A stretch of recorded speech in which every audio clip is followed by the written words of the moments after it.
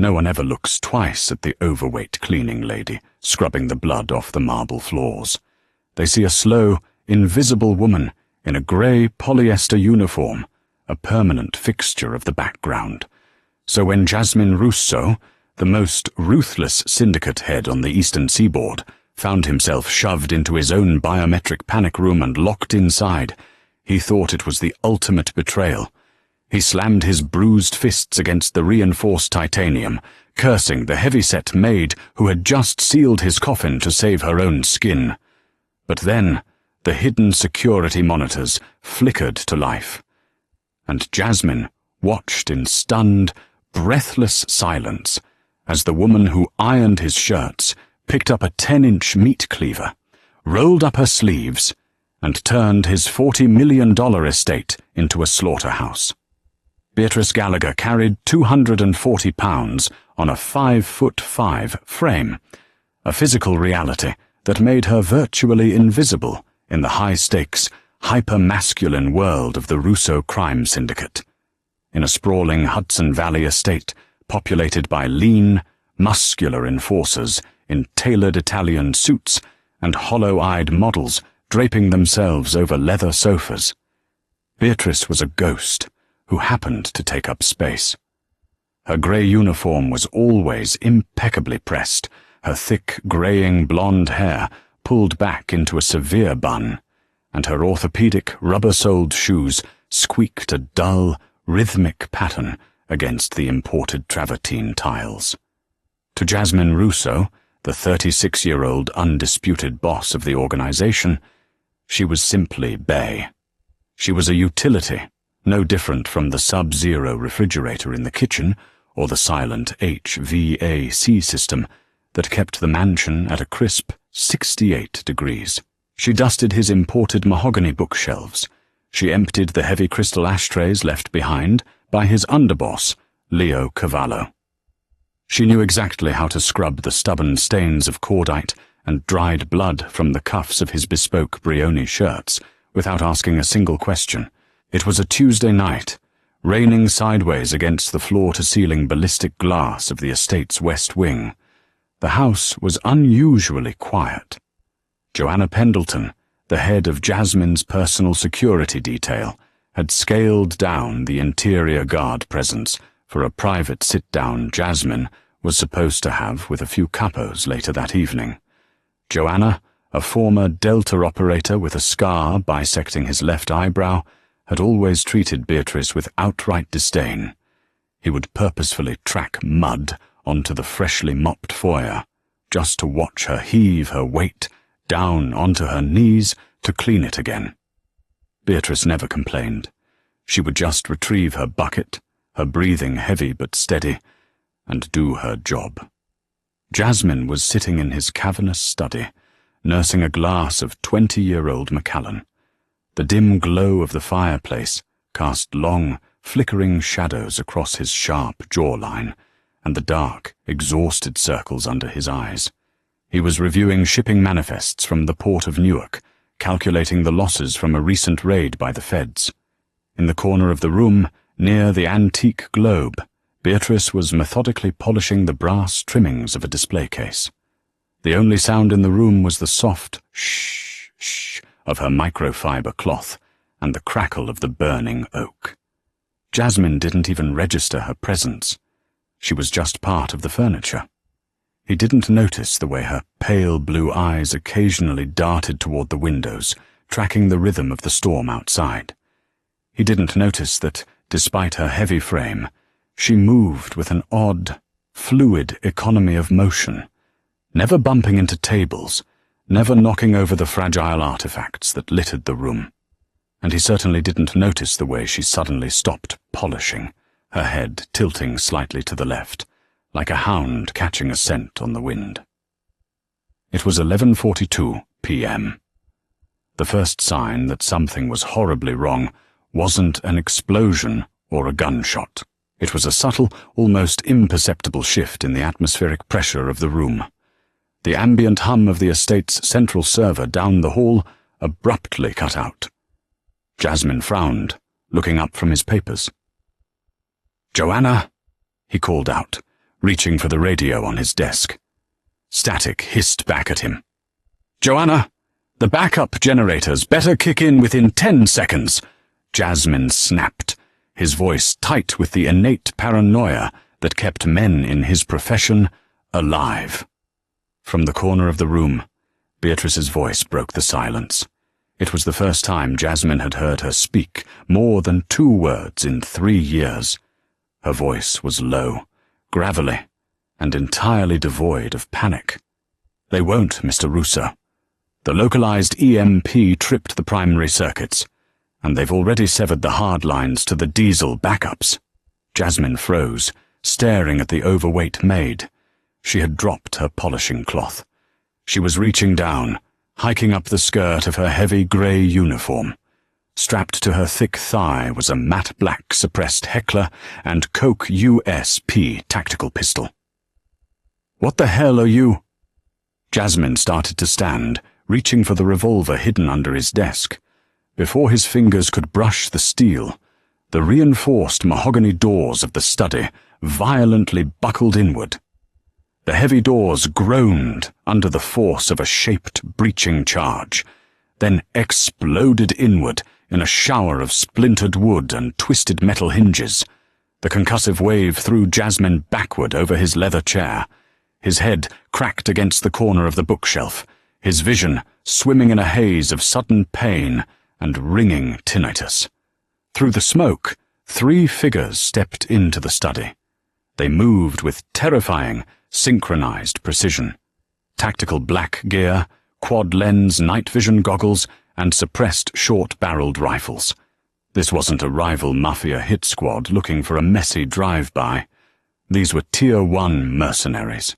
Jasmine recognized the insignia of the Blackwood Syndicate, a private military contracting firm that operated exclusively on the dark web, renowned for untraceable assassinations.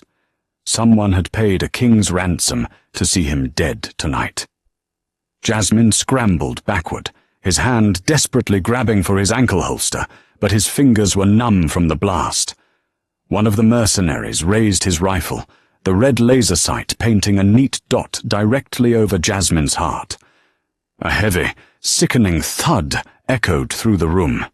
The mercenary's head snapped violently to the side.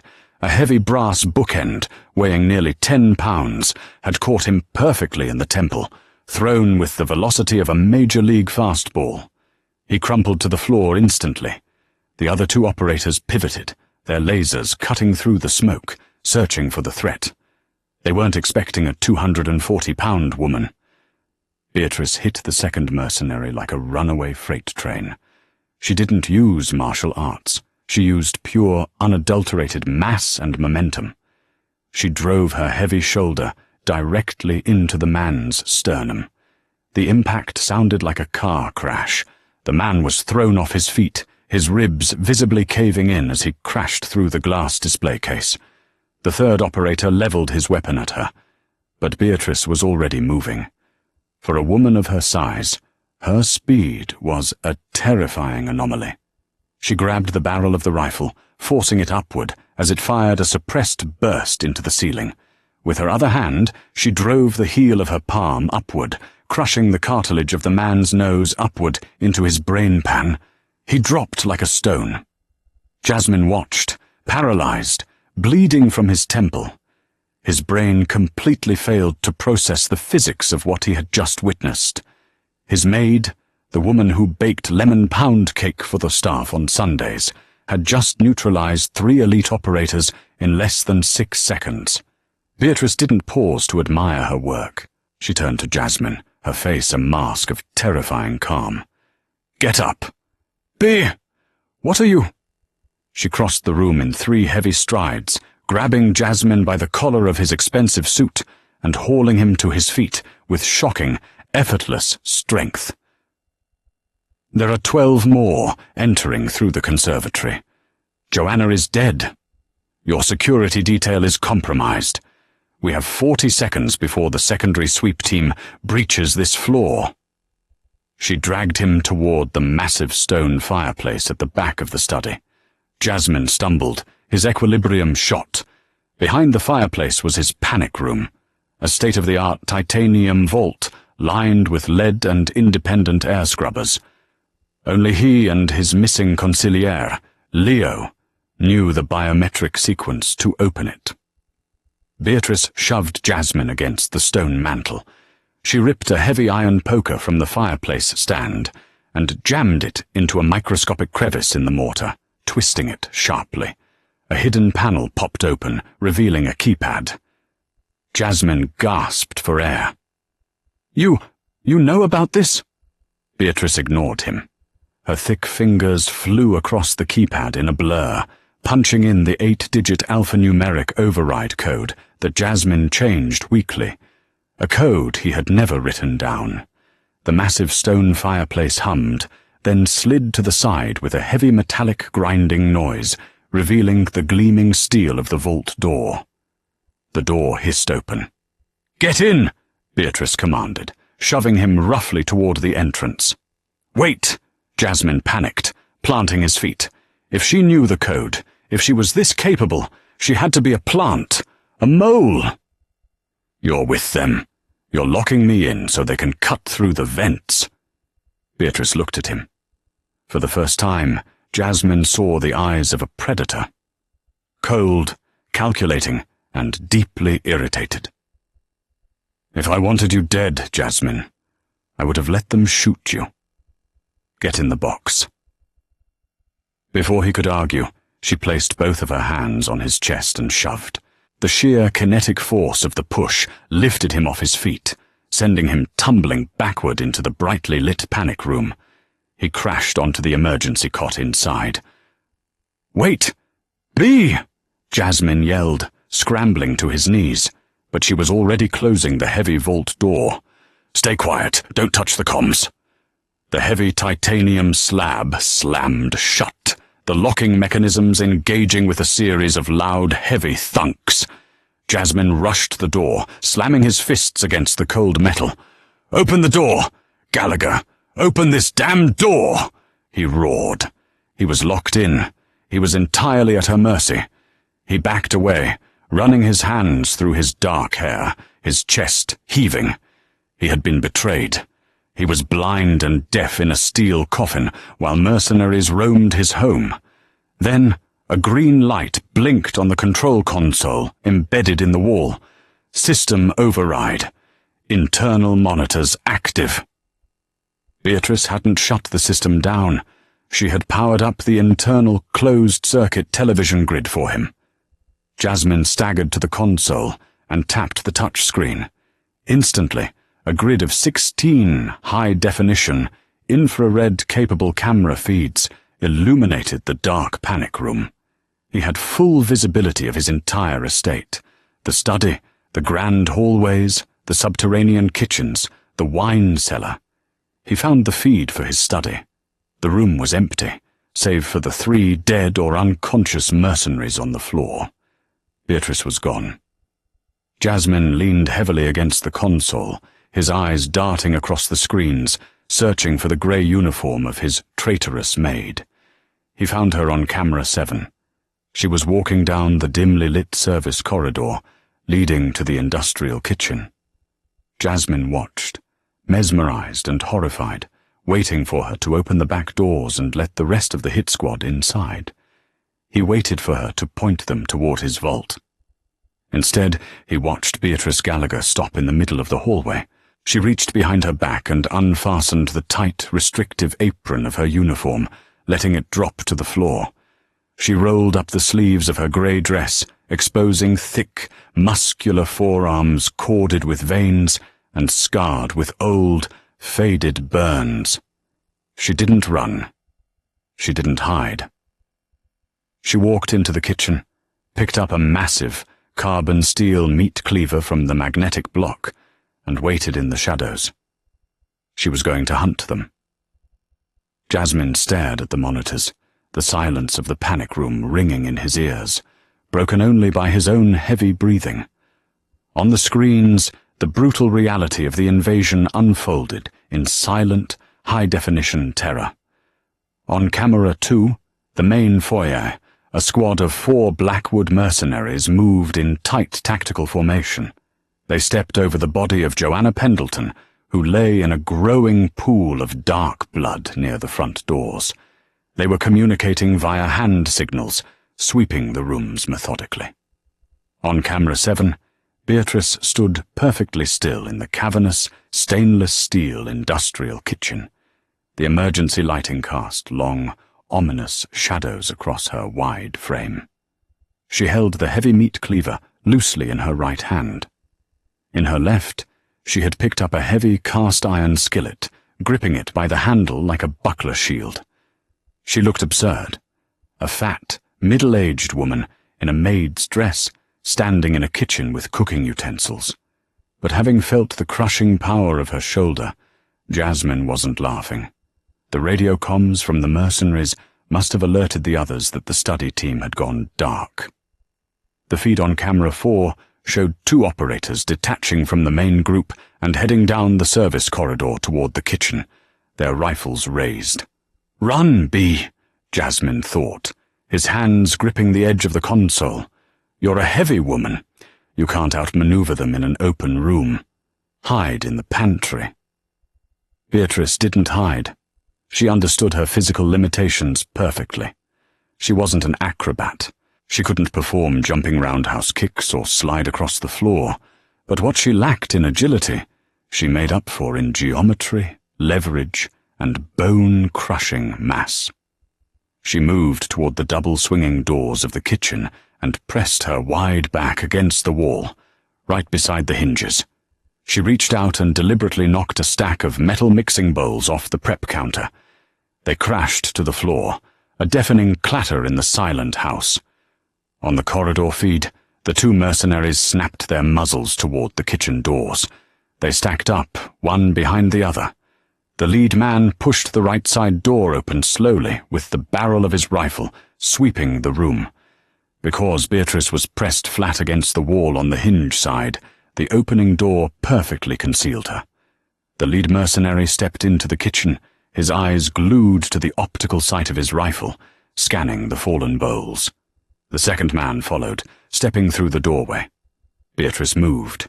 She didn't swing the cleaver first. She used the environment.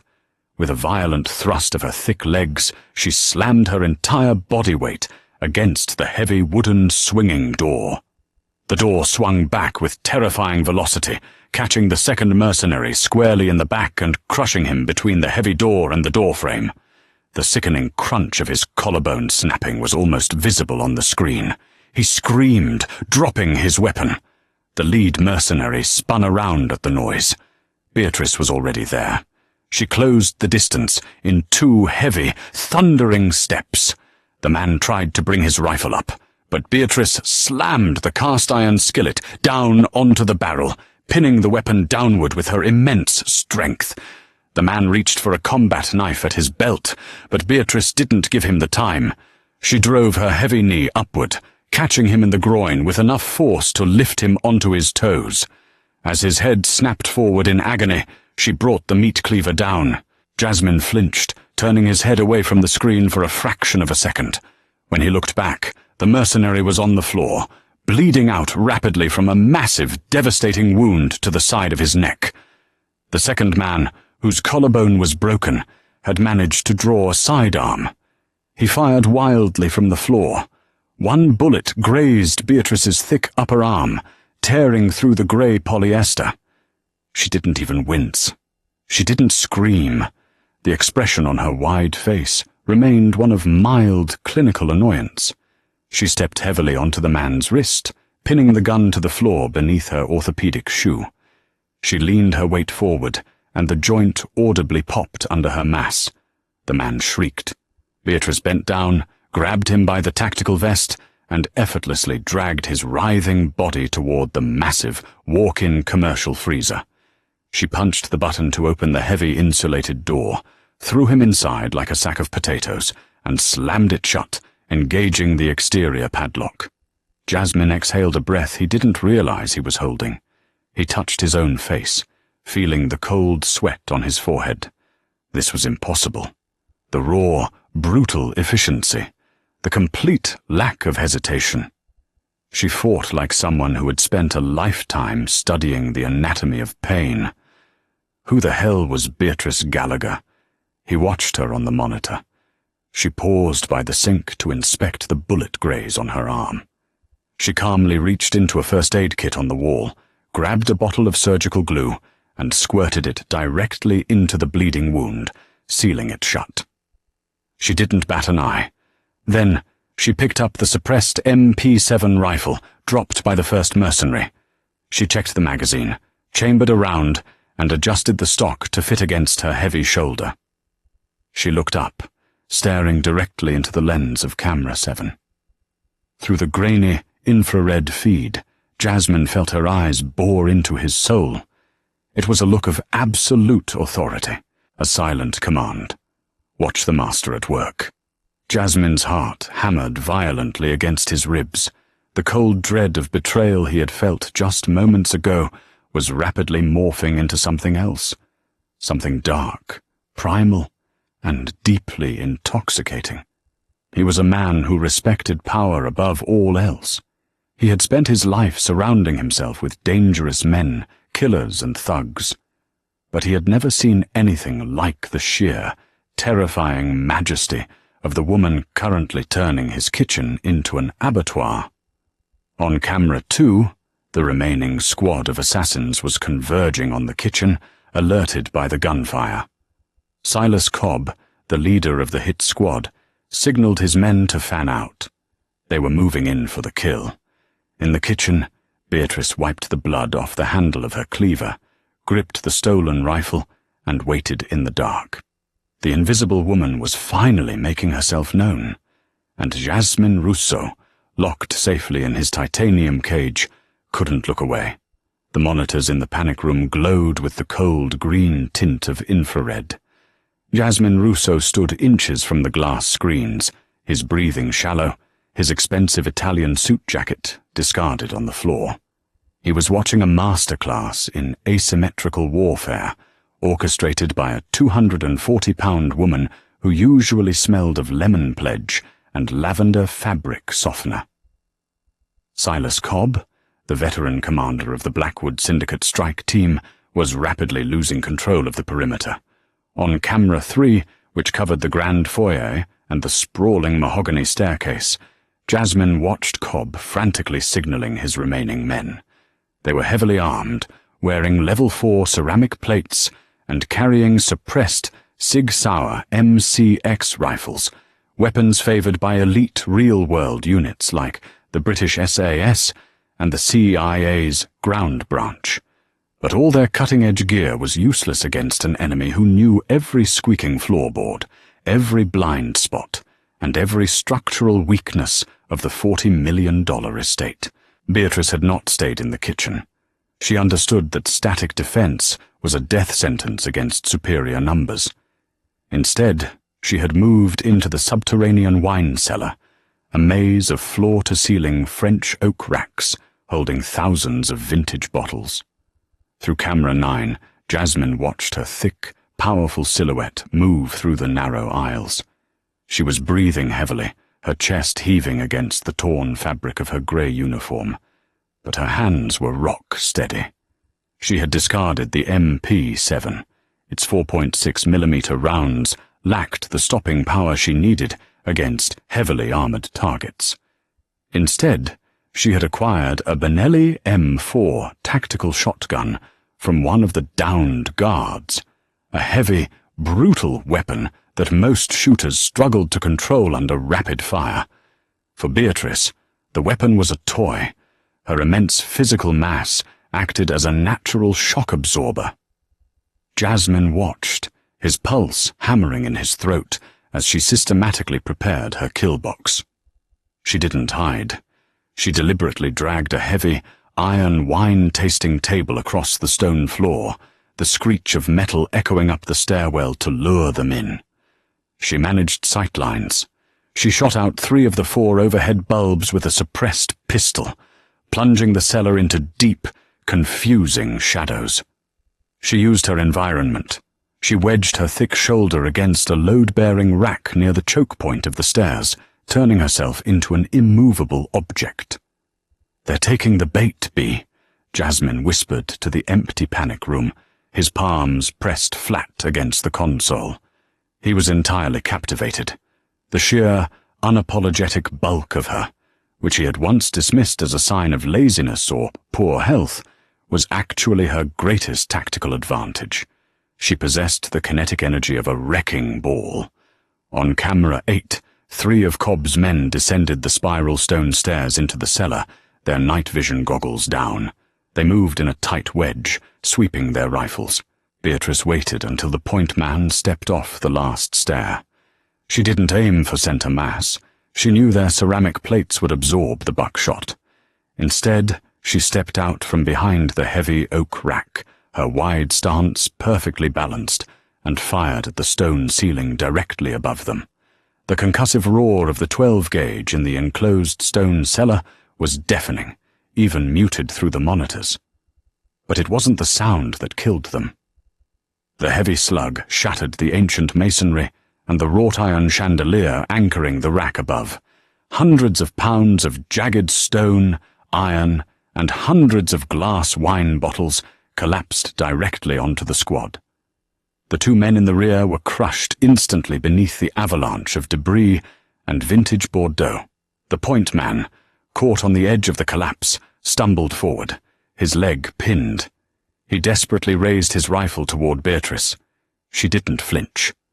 Moving with that same terrifying fluid economy, she closed the distance. She brought the heavy buttstock of the Benelli down in a savage, sweeping arc, connecting with the side of the mercenary's helmet. The reinforced polymer cracked under the sheer weight of her swing. The man went limp. Jasmine let out a harsh, ragged breath. He dragged a hand through his dark hair, leaving a streak of dried blood from his temple. He had spent his entire life commanding ruthless men. He had ordered hits, negotiated with cartels, and stared down federal prosecutors without blinking. But watching Beatrice Gallagher heave a breath, calmly eject a spent shell, and wipe a splash of red wine, or perhaps blood, from her cheek, he felt a visceral, electric jolt of pure attraction. She wasn't a victim. She wasn't a bystander. She was a goddamn apex predator. And she was his. Upstairs, the silence was tearing Silas Cobb apart.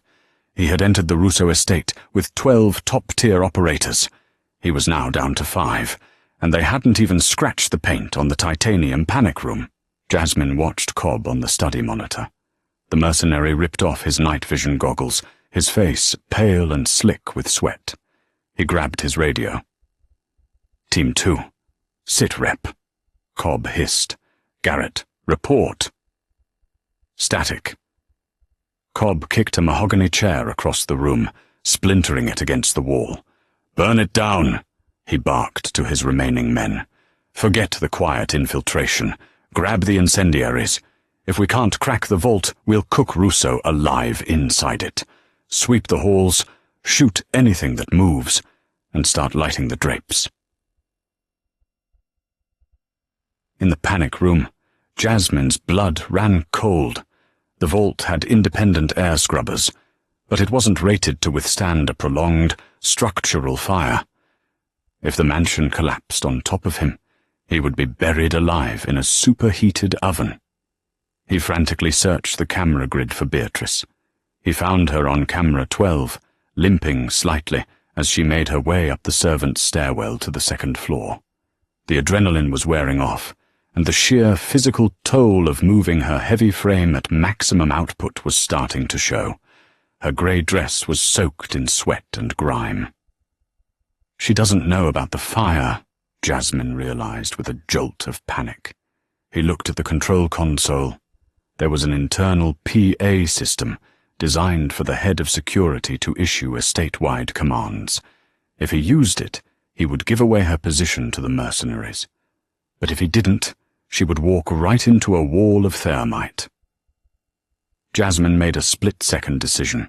He toggled a specific switch, activating only the localized speaker in the second-floor servants' corridor. He leaned into the microphone. "B." On the monitor, Beatrice stopped dead in her tracks. Her head snapped up, her pale blue eyes scanning the ceiling until they locked onto the hidden camera lens.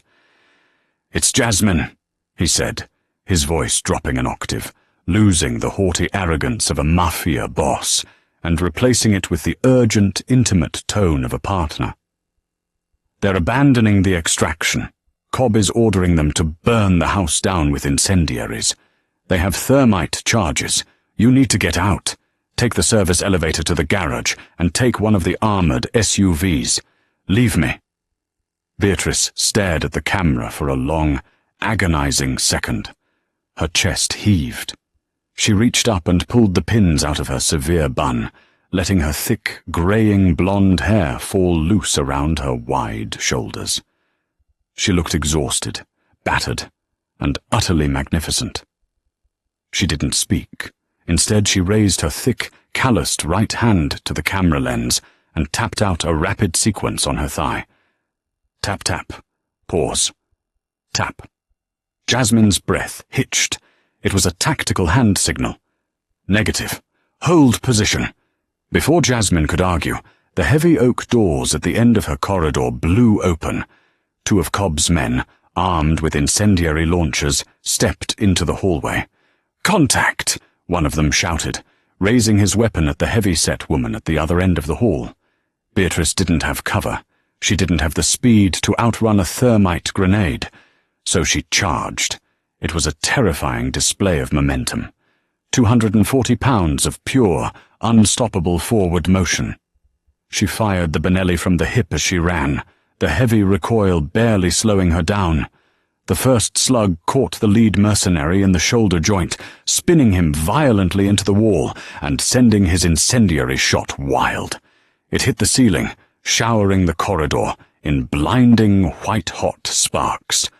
The second mercenary, a hulking brute Cobb had called Garrett, dropped his launcher and drew a massive combat knife, bracing for the impact. He expected her to try and tackle him. He expected a clumsy, amateur grapple. Beatrice dropped the empty shotgun an inch before impact and dropped her center of gravity. She ducked entirely under his wild knife swing, driving her thick, powerful shoulder directly into his lead kneecap. The joint inverted with a sound like a snapping tree branch. Garrett roared in agony, collapsing downward. As his face came down to her level, Beatrice grabbed him by the tactical vest with both hands, using his own downward momentum to heave his 200-pound frame entirely over her wide back. She flipped him violently onto the hardwood floor. Before he could recover, she drove her heavy, orthopedic heel directly into his throat, crushing his windpipe instantly. She stood over him in the shower of white-hot sparks, panting heavily, her blue eyes blazing with a terrifying primal fury. The collar of her uniform had been torn completely open in the scuffle. In the panic room, Jasmine zoomed the camera feed in on her neck. His heart stopped.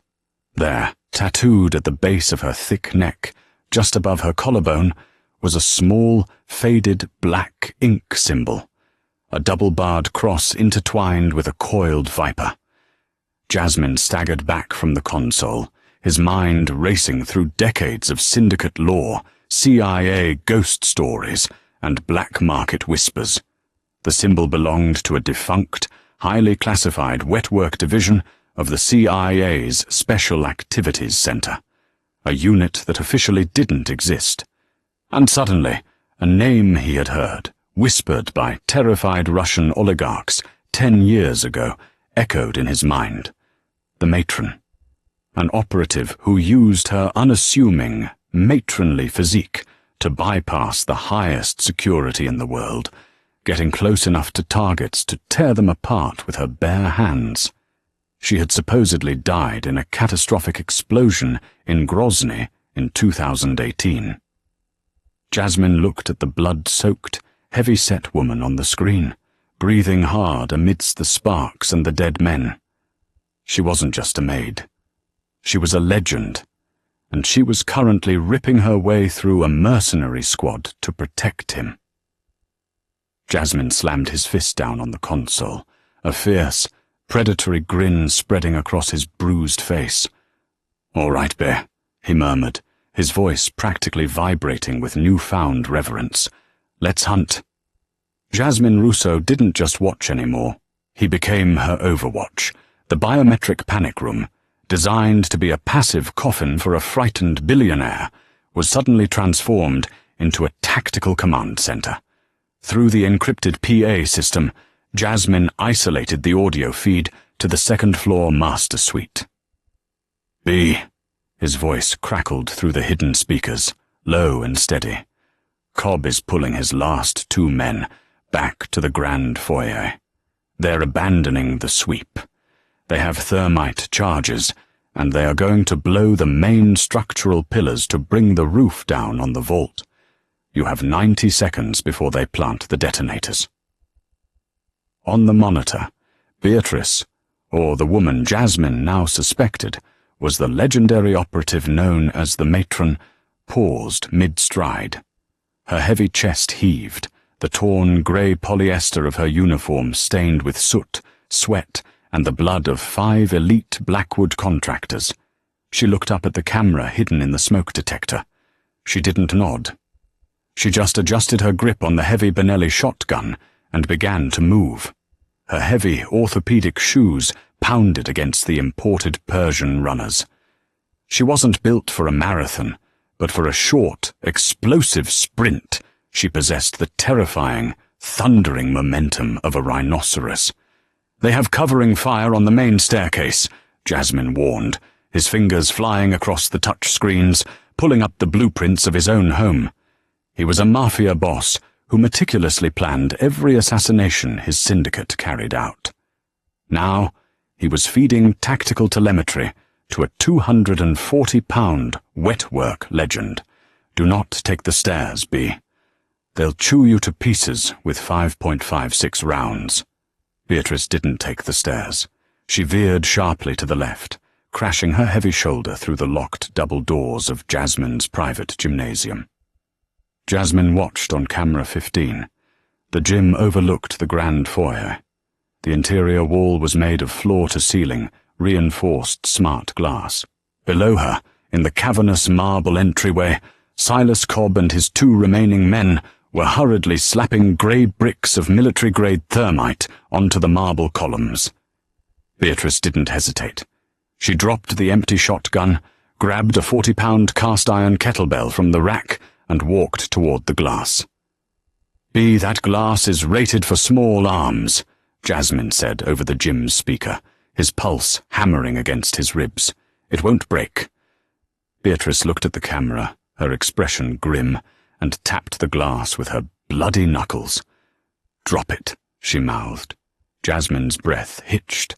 She wanted him to disengage the electromagnetic locks that held the massive glass panes in their reinforced frames. It was a maintenance override. If he did that, the pane would be loose, held only by friction. A dark, feral smile spread across Jasmine's face. He was falling in love with a monster. He punched in his master override code. "Electromagnets disengaged. Give 'em hell, sweetheart." Beatrice took 3 heavy steps back. She gripped the 40-pound kettlebell with both hands, let out a deep, guttural roar that echoed over the open comms, and charged. She didn't just throw the weight. She used her entire 240-pound frame, pivoting her thick hips and driving the iron sphere forward like an Olympic hammer thrower, right as her shoulder slammed into the loose pane of smart glass. The physics were catastrophic. The massive 1,000-pound pane of glass dislodged entirely from its frame, shattering outward under the kinetic bombardment of the kettlebell and her sheer mass. Down in the foyer, Silas Cobb looked up just in time to see a waterfall of jagged, reinforced glass and a 40-pound block of solid iron descending from the second floor.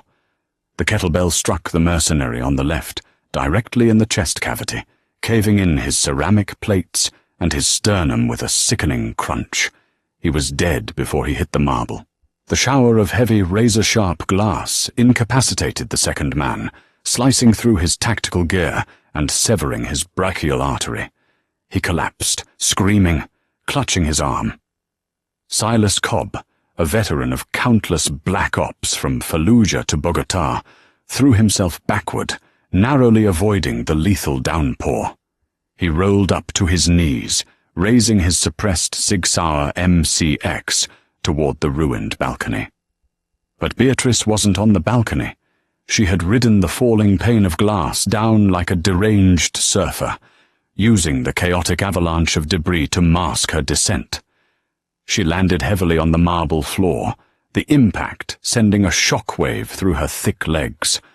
Most people would have shattered their ankles. Beatrice's dense, heavy frame absorbed the drop with a brutal, groaning flex of her knees. Cobb fired. 3 rounds tore through the thick, fleshy part of Beatrice's left thigh. She grunted, a harsh, animalistic sound, but her forward momentum didn't stop. Because of her size, the 5.56mm rounds hadn't hit the femur. They had punched straight through the heavy adipose tissue and muscle, painful, bleeding heavily, but not structurally compromising. Before Cobb could adjust his aim for her head, Beatrice was on him. She tackled him, her 240 pounds hitting his chest like a dropped safe. Cobb's breath left his lungs in a violent rush as they crashed to the blood-slicked marble. He dropped his rifle, desperately drawing a serrated combat knife from his hip. He drove it upward, aiming for her ribs. Beatrice didn't try to block it. She simply shifted her massive weight, allowing the knife to bury itself into the thick padding of her waist, absorbing the blade away from her vital organs. Cobb's eyes widened in sheer, unadulterated terror as he realized his fatal mistake. His arm was now pinned beneath her heavy torso, the knife stuck in her flesh. She grabbed him by the throat with one massive, calloused hand. Her grip was like an industrial vice. She leaned her entire body weight forward, pressing down. Cobb thrashed, his combat boots kicking wildly against the floor, but he couldn't move her. She was a mountain of flesh and muscle. She stared down at him, her pale blue eyes entirely devoid of mercy, and squeezed. The sickening wet pop of Cobb's trachea, collapsing, echoed through the empty foyer. He spasmed once, twice, and went entirely limp. The sudden, absolute silence that descended upon the Russo estate was heavier than the gunfire had been. The concussive echoes of the Benelli shotgun and the sharp, terrifying crack of snapping bone faded, leaving only the relentless, drumming rhythm of the Hudson Valley rain lashing against the unbroken ballistic windows. Inside the biometric panic room, Jasmine Russo stood frozen, his palms flat against the cool metal of the control console. His chest heaved as the adrenaline spiked and crashed through his veins.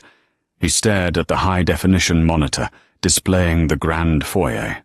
Silas Cobb, the veteran commander of a multi-million-dollar Black Ops strike team, lay motionless on the shattered marble, his throat crushed by the bare hands of a woman who, just 3 hours ago, had been quietly dusting Jasmine's mahogany bookshelves.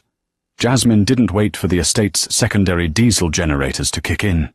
He stepped away from the monitors and slammed his palm onto the manual biometric release pad.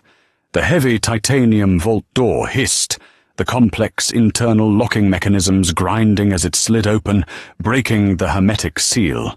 The air outside the vault was thick and acrid, a choking mixture of vaporized copper, burnt cordite, and the sharp chemical tang of discharged thermite.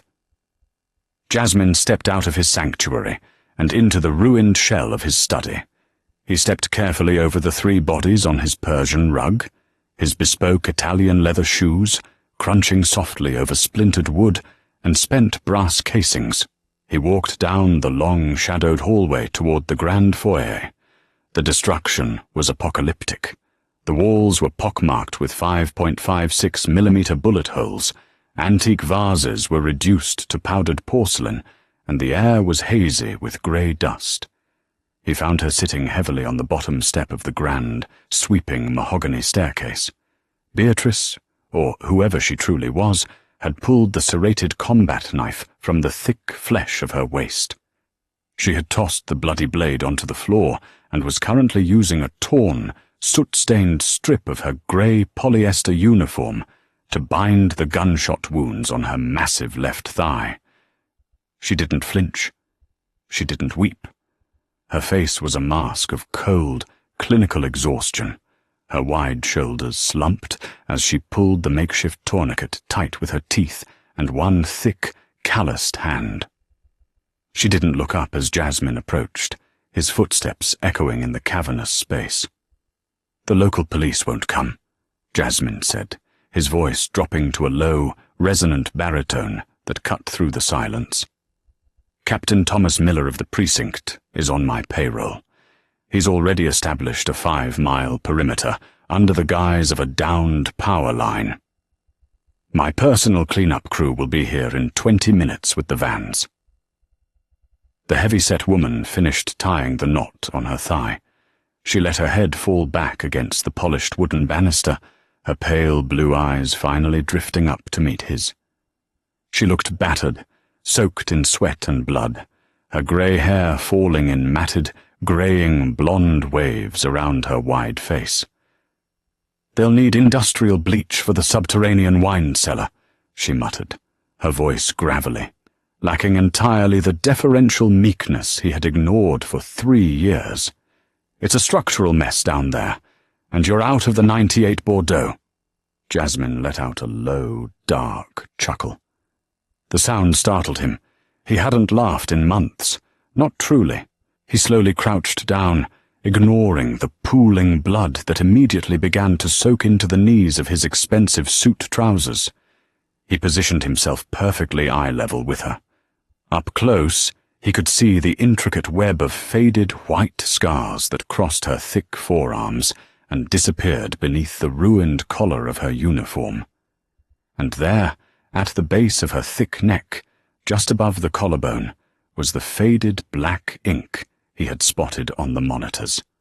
A double-barred cross, intertwined with a coiled viper. "You're not Beatrice Gallagher," Jasmine stated softly, his dark eyes tracing the ink. "And you certainly aren't a maid. Gideon Hayes ran a ghost unit out of Langley 10 years ago, the Special Activities Center's Deep Cover Division. They had an operative, a woman whose physical profile made her entirely invisible to high-level security, because the world is trained to look right through fat, middle-aged women." He paused, letting the silence stretch, his gaze locked onto hers. "They called her the matron." She stared back at him, her face completely impassive, though a flicker of cold respect crossed her eyes. "Margaret Donovan," she corrected quietly, the name tasting foreign after so long. "And I retired, Jasmine, explosively, in Grozny." "Then why are you here, Margaret?" Jasmine asked, the question burning in his chest. "If Alistair Sterling, or the Blackwood Syndicate, hired you to kill me, I would have been dead 3 years ago when you first started ironing my shirts." Margaret let out a long, ragged sigh, the immense weight of her chest rising and falling. "I wasn't sent to kill you. I was hired to keep you breathing." Jasmine frowned, his mind racing through the limited list of people who possessed that kind of capital and that kind of foresight. "By who?" "Leo Cavallo," she said. Jasmine froze. The air in his lungs suddenly turned to ice. Leo was his consigliere, his mentor, the man who had vanished without a trace 3 weeks ago. Jasmine had spent every waking hour assuming Leo had finally betrayed him, sold him out to the feds, or defected to the Chicago outfit. "Leo found out Alistair Sterling was quietly putting a $40 million contract on your head on the dark web," Margaret explained, her voice softening just a fraction. "He knew your standard security team, even an ex-operator like Joanna, wasn't equipped to handle a prolonged siege by Blackwood contractors. They were too loud, too visible. So Leo found me through some very old, very dark channels. He paid me a fortune to assume the identity of Beatrice Gallagher and embed myself in your house. I was supposed to be your final, invisible insurance policy. And Leo? Jasmine asked, his chest tightening painfully, the guilt of his suspicions threatening to choke him. Sterling caught wind that Leo was digging into the dark web contract. Margaret said softly, her blue eyes never leaving his. They intercepted him at the Brooklyn docks 3 weeks ago. They tortured him for days, Jasmine. They tried to get the biometric vault codes, the layout of this estate, the guard rotations. He knew I was here, waiting in the background, but he never broke. He died before he could warn you about the strike team. Jasmine closed his eyes. A wave of profound grief, hot and acidic, washed over him, immediately followed by a terrifying, cold rage. Leo had been loyal to the very end. He had bought Jasmine his life, paying the ultimate price to ensure this woman remained hidden in plain sight. Jasmine opened his eyes and looked at the heavy, blood-soaked woman sitting on his ruined stairs. She had spent 3 years scrubbing his marble floors. She had endured Joanna's petty, cruel abuse. She had lived as a ghost in a scratchy polyester dress, baking lemon pound cake for men who didn't even know her last name, all to honor a contract with a dead man. He reached out. His hand was entirely steady as he gently brushed a thick streak of soot and drying blood from her cheek. Margaret flinched slightly at the contact. She was a creature used to violence, entirely unused to gentleness, but she didn't pull away. "The contract is fulfilled, Margaret," Jasmine said, his voice thrumming with a dark, absolute certainty. "Leo paid you to save my life. You did. You took down a Tier 1 strike team with kitchen utensils and sheer kinetic force. You are a very wealthy woman, and you are entirely free to walk out of those doors and disappear back into the ghosts." He leaned closer, the space between them evaporating. The scent of his expensive cedar wood cologne mixed heavily with the metallic tang of her blood and the sweat of her exertion. "Or you can stay." Margaret raised a thick eyebrow, a flicker of cynical, defensive amusement cutting through her exhaustion. "Stay? As what, Jasmine? Your maid? I think I've broken all your good china. And I'm fairly certain I destroyed the industrial freezer." "No," Jasmine said, his gaze intensely focused. He was stripping away the invisibility she had worn like armor for 3 years. He didn't see a heavy-set cleaning lady. He saw the apex predator beneath the flesh. He saw the architectural genius of her violence. He saw a queen capable of ruling his vicious, unforgiving empire by his side. Not my maid, my partner, my equal. He let his hand slide down from her cheek, his thumb resting gently against the pulse point of her thick neck, right over the viper tattoo. "You possess a brutality that absolutely terrifies me, Margaret. You are a force of nature. And in my world, in the life I lead, that is the highest form of intimacy." Margaret looked at him, searching his dark, handsome face for mockery, for pity, or for deceit. She found absolutely none. She found only a ravenous, unapologetic admiration. For the first time in her entire life, a man wasn't looking past her weight or dismissing her because of her plainness. He was looking directly at the terrifying, capable monster she truly was, and instead of running, he was offering her a throne. She let out a slow, breathy laugh, her heavy shoulders shaking, the sound echoing in the ruined hall. She looked around at the carnage, the blood on the marble, the bodies of elite killers broken by her hands. She had been hiding for so long. It felt incredibly good to be seen. "I'm going to need an entirely new wardrobe," Margaret murmured, her lips curling into a dangerous, bloody smiles that made Jasmine's heart hammer against his ribs. "Grey really isn't my colour anymore." Jasmine smiled back, a feral flash of white teeth in the gloom of the shattered foyer. "Margaret, I'll buy you the whole damn city." No one ever looks twice at the heavy-set woman in the background. It is a fatal flaw of human perception, born of vanity and arrogance, and it cost the Blackwood Syndicate everything. Jasmine Rousseau learned that night that true power doesn't always come in a tailored suit or a lean, athletic frame. Sometimes the most lethal force in the room is the one carrying the mop.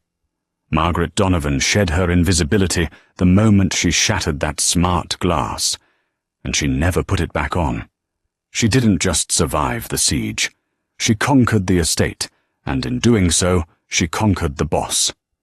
The mafia underworld would soon learn to tremble not just at Jasmine's name, but at the heavy, thundering footsteps of the woman who stood beside him, the invisible maid who became the undisputed, blood-soaked queen of the eastern seaboard.